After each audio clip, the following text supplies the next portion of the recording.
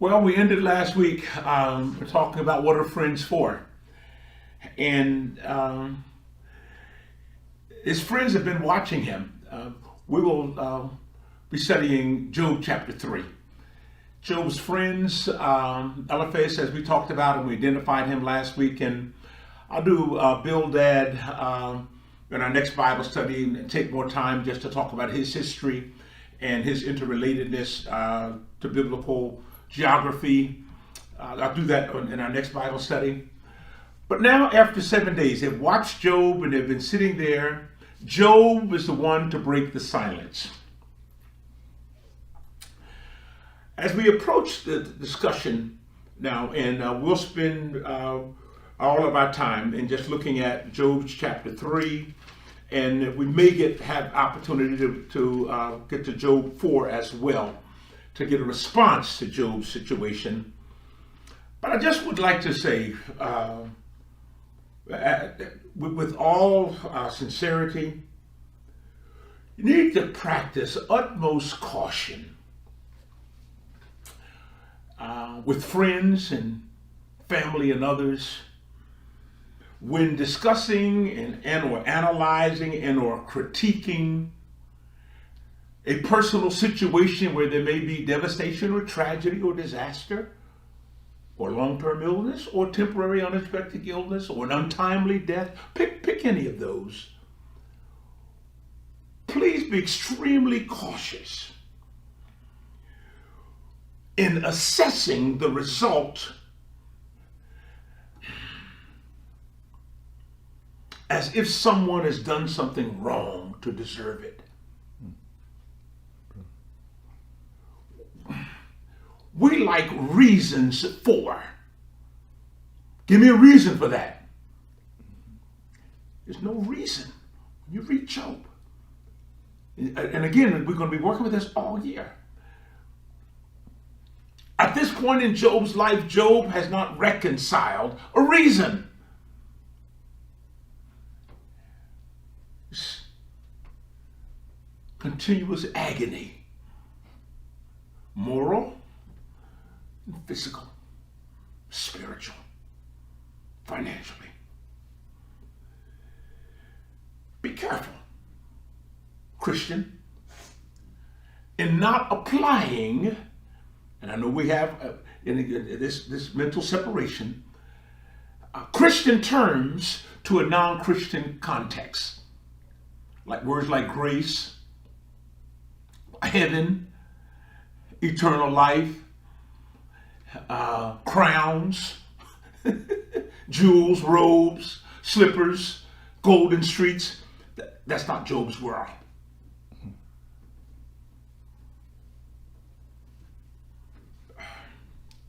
Job in continuous agony, chapter 3,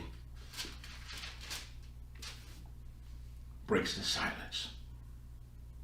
These are the first words that we've heard from Job since he said in chapter 2, as he was talking to Mrs. Job when she told him to curse God and die. These are the first words that we hear from Job. When he says, shall we receive good from the hand of God and not receive bad? Those are the last words we heard from Job. And it's ironic that the last thing that we heard from Job and not receive bad, that Job has been living with bad for some time. And honestly, as we listen to him in chapter 3, it has taken its toll. Continual agony. Now think in terms of, how can I say it? A headache, and there's no migraine medicine. There's no Tylenol, there's no Aleve, there's no aspirin. There's nothing that can relieve it. Think of a pain that you can take 2 pills for and it goes away, and you can take that pill every 8 hours. And if you can get the extra strength, it'll last 12 hours or 20. Think in terms of no pharmaceutical prescription that you can call your primary physician and he just writes you a prescription and say, take one 3 times a day or as needed. Job has none of that. None.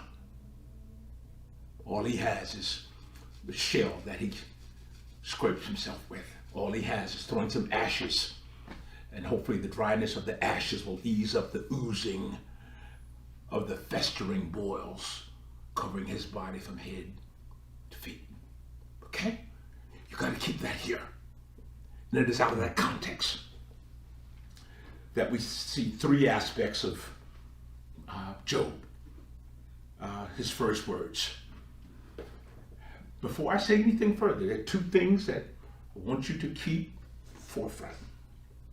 1, when you hear Job speak in chapter 3, Job does not deny the existence of God. He does not. 2, Job does not express a personal death wish. We call it suicide. When you hear Job speaking in chapter 3, those things are not there. This is a human being. I can't imagine this. Living with continual human agony. You speak differently with lips that are controlled and dominated by pain than you do with lips and tongue that are dominated with pleasure or peace. Voice is different. So here now, Job chapter 3. After this referring to chapter 2, after his friends specifically have been there with him for 3 days. That's 7 days. After they've been there together for 7 days, Job opened his mouth and cursed the day of his birth. Notice, what does he curse? The day of his birth.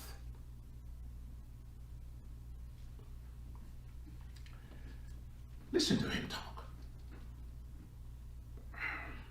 Remember, in continual agony, desirous of relief. Let the day perish in which I was born, in the night that said a man-child is conceived. Let that day be darkness. May God above not seek it, or light shine on it. Let gloom and deep darkness claim it. Let clouds settle upon it. Let the blackness of the day terrify it. That night, let thick darkness seize it. Let it not rejoice among the days of the year. Let it not come into the number of the months. Yes, let the night be barren. Let no joyful cry be heard in it. Let those curse it who curse the sea. Those who are skilled to rouse the Leviathan, evil monster, this sea monster they perceived. Let the stars of its dawn be dark. Let it hope for light, but have none. May it not see the eyelids of the morning, because it does not shut the doors of my mother's womb and hide trouble from my eyes? Why did I not die at birth, come forth from the womb and expire? Read verse 16 now. 11:16 is smooth. Or why was I not buried like a stillborn child, like an infant that never sees the light?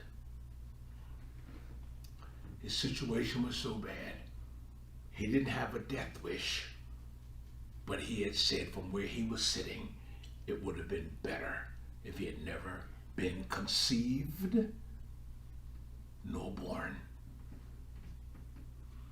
Take a deep breath.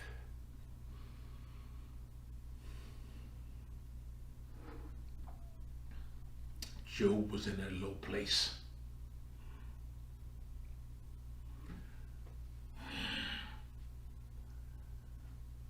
Life brings to all of us. I hope you hear me. Moments and times we're in a low place. Situations that cannot be eliminated by pharmaceuticals, prescriptions, or non-pharmaceuticals.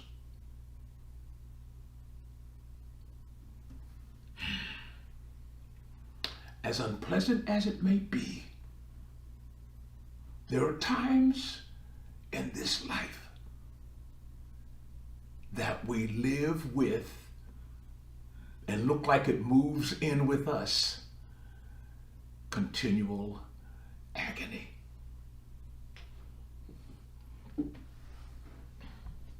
Regardless of how high you get and how long you stay high, at some point when you're not high, you've got to live with you.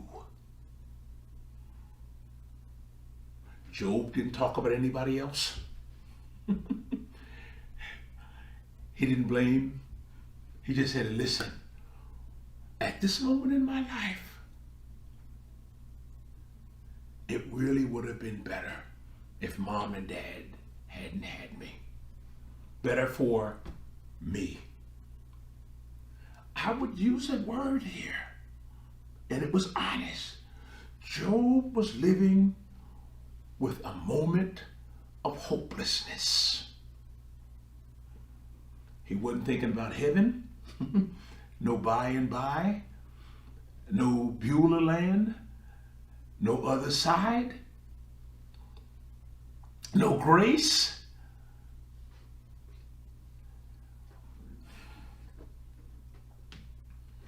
I'm not so sure that Job was even feeling loved here. When he looked at his situation,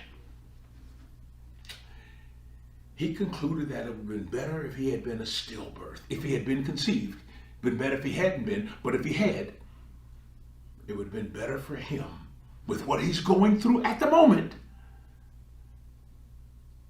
is that he never would have been born alive. Except the moment, all right? This is not the totality of his life, but this except the experience of where he is. Don't trivialize it.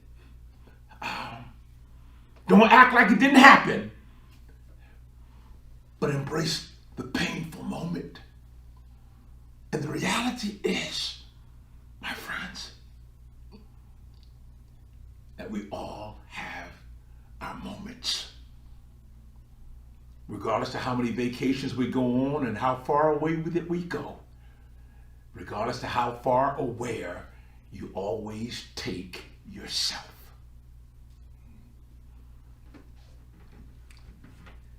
This is not the totality of his life, but this is where he is now. Healing comes with the honesty of where I am with me at the moment. That's why I said take a breath. There.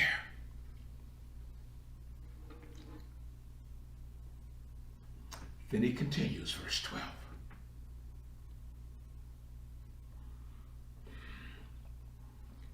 Why were their knees to receive me? Birthing stool, knees, and breasts to give me suck.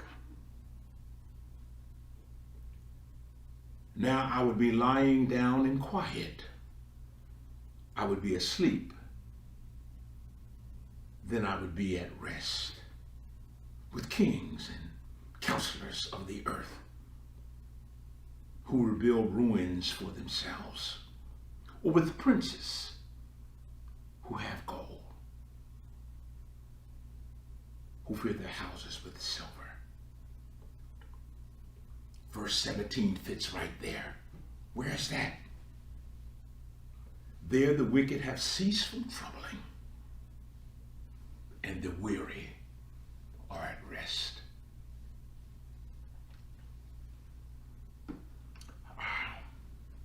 One of the things that troubles cause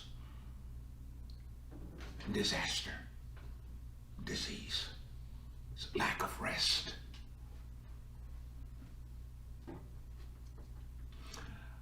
I long for the days when I'd wake up as a child and it had stormed all night, thunder, lightning, and I didn't hear a thing.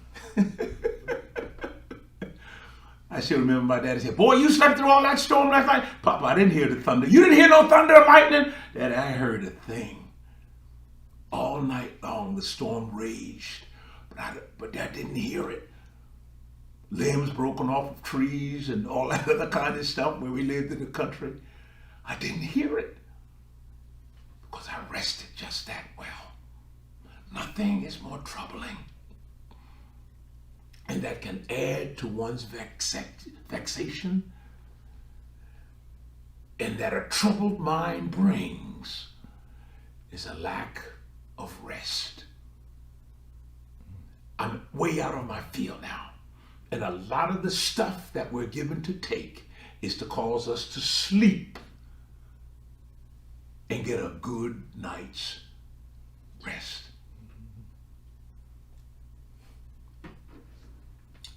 Job is saying when he looked at his situation, there is a place where the wicked have ceased from troubling and the weary have rest. And he's saying, with what I'm going through, I just want to be there a little while. It'd be better for me just to get a little rest. Are you listening to him? Speaking out of his continual agony. How do you rest on an ash heap? How do you rest when you keep itching and you have to scratch? How do you rest when a pain will come into that arthritic knee or that arthritic shoulder or that lower back or the neck? Or headache wake you up? Or trouble. You think you hear something, and you wake up and you're looking around in the dark to see what is not there.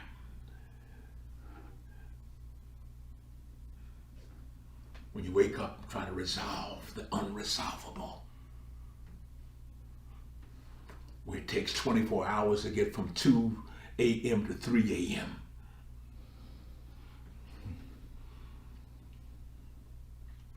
What was that old song? It's I forget what it was. I think it was R&B. I couldn't sleep at all last night. Doop, doop, doop, doop. Just a thinking about you. Yeah, remember that? Some of y'all remember that old song, "You Fast Dance too."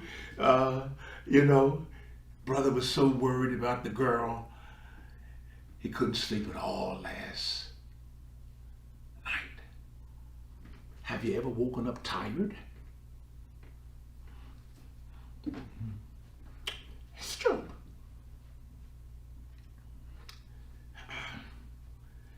Pick up in the 18th verse. We'll pick back up in the 17th. I'm good there. There the wicked have ceased from troubling, and there the weary are at rest. Just want to rest. from the madness,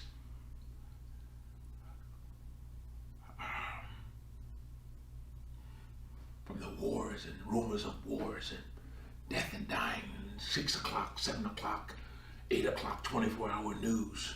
Even the Weather Channel, 24 hours, can be depressing because they show you which storm is where and which storm is coming. And they show you the areas coming too. And then if it's not your area, it's a possibility that there may be 10%. And we take the possibility of 10% snow and go buy bread and milk and cheese and stuff. You see? You know I'm telling the truth.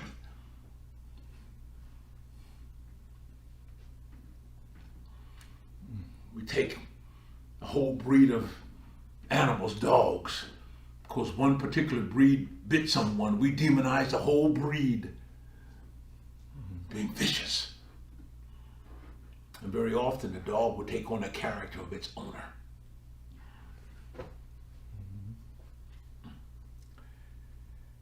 There the wicked cease from troubling, and the weary are at rest. There the prisoners are at ease together and do not hear the voice of the taskmaster. The small and the great are there. The slaves are free from their masters. Why is light given to one in misery, and life to the bitter of soul? Our theme for the year, the word why, is where it comes from. I was reading volume 2 of Von Rod's Old Testament theology over 45 years ago as a seminary student. And I pulled it up and was reviewing it. And in the margin, over 45 years ago, when I was studying Job, I wrote the word why. Still I have an answer. Why is given to one in misery? From in misery, I don't want light. I want some darkness, a little quiet. If you've ever had a migraine, and it's been years, thanks be to God, since I had one, you don't want a lot of noise. You don't want people touching you and jarring you. If you've ever had that pain that shoots from the front lobe all the way to the back, you don't want light.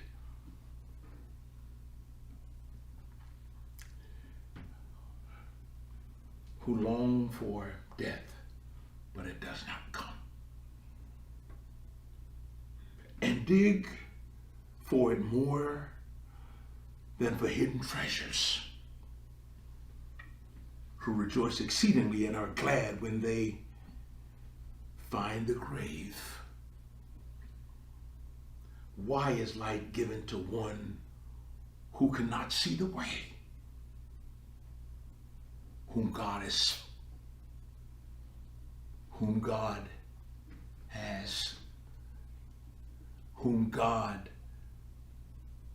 fenced in?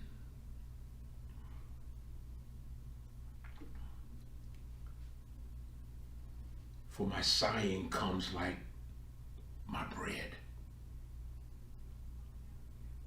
and my groanings are poured out like water. Notice, groanings.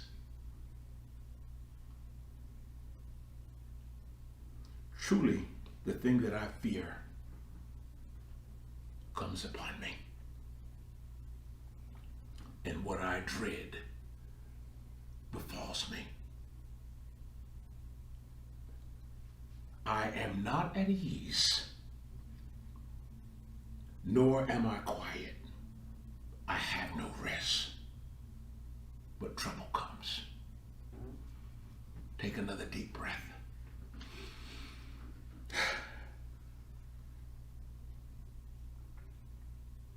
It's kind of sad to think of someone like this. It's even sadder if you've ever been like this.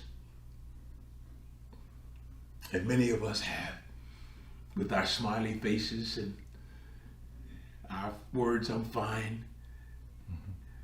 We hate to go home or go to a quiet place or be by ourselves, because we know that once we open the door, misery waits.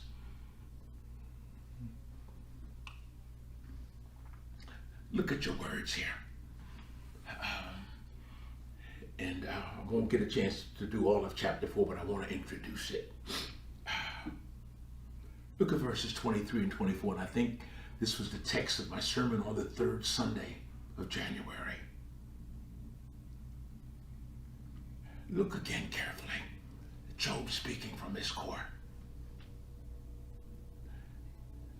Truly, the thing that I feared has come upon me. Feared. Job has had a fear for some times. For some time. Doesn't say what it was. But in the midst of his prosperity, the heavenly affirmation, blameless, perfect, upright, shuns evil, sacrifices, fears God. Job has been living with something that he's feared a long time. Notice the word clearly, upon me, upon me, like a hat upon your head, like boils upon your body, like grief upon your mind, upon me. That's one. What I dread befalls me, and some texts will say has come unto me. I didn't want it. I tried to get away from it. I tried to dodge it. Some of you remember when you were young playing dodgeball? Do they still play dodgeball? Remember some of you get a line on both sides, and then you'd get in the middle, and they had a certain distance away, and you'd have to run back and forth and dodge the ball. And the real joy was being the last or next to the last in dodgeball. And you'd have to, you'd throw it, you'd fall down on the ground, and old Chuck could throw the ball. I hated for Chuck to get it, because he'd fake like he was going to throw it, and then you'd move one way. When you come back the other way, the ball was waiting for you. There are some balls in life that you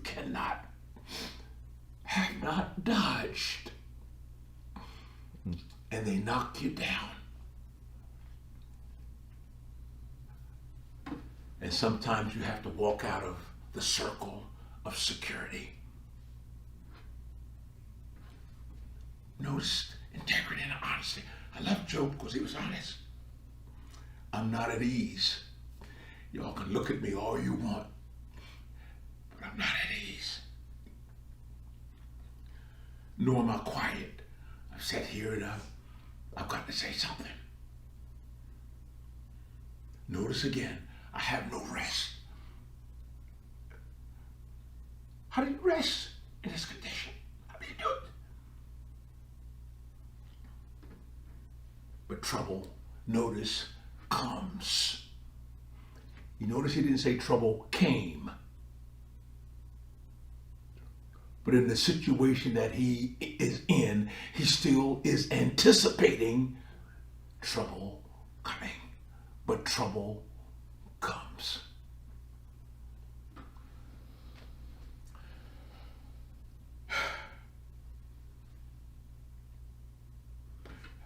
I wrote 3 or 4 comments, and I'll pick up in chapter 4 and Job's other friend Bildad next Bible study. 3 or 4 things that I want you to be clearly aware of. 1, Job is living with continual agony. Chapter 3 is Job's protest and his resolve. And the resolve was, it would have been better if I had never been born.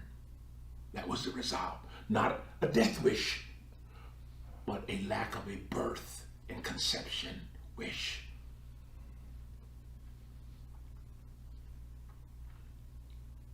3, one doesn't usually speak like this.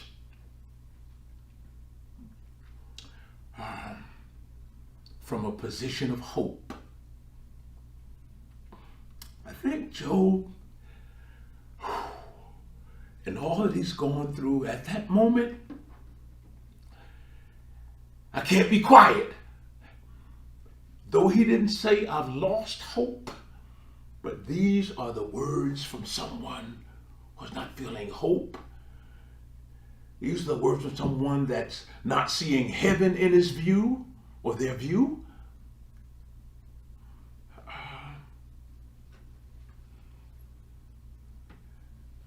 And it keeps coming. What's next? Have you ever said that? Have you ever been going through something and say, what's next? What else can happen?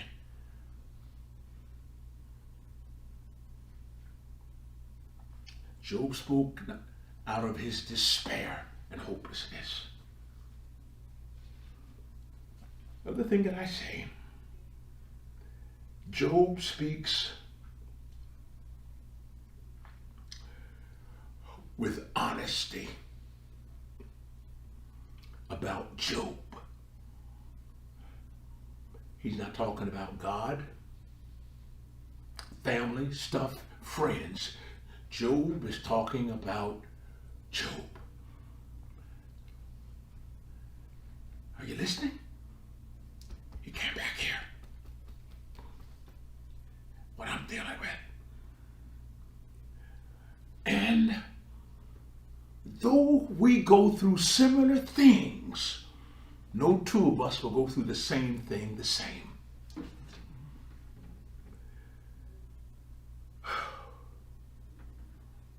Job speaks from a low place. If you need to read on some more of Job so that you don't end up Bible study in a low place, I understand. But it's healthy not to live with the presumption that you won't have some. They come with life. They come with being human.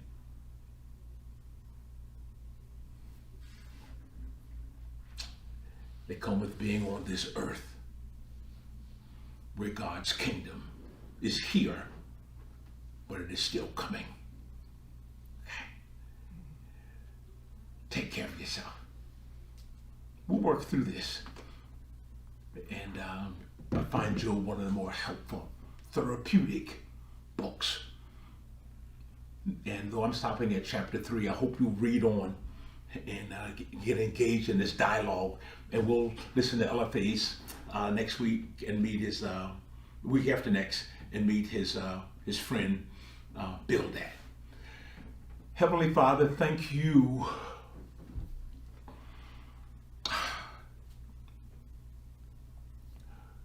forgive us for often we forbid ourselves from being honest with ourselves, about ourselves, in relationship to what we're going through. Forgive us for the times that we've blamed others and blaming others. Forgive us for the times that we've been so selfish and self-centered that we excluded others. And please forgive us as family and friends for the times that we've been so quick to analyze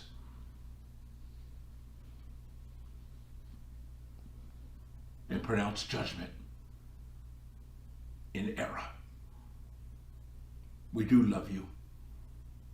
And yes, Lord, now we do thank you for grace that is amazing. For to ask this prayer of faith in Jesus' name. Amen.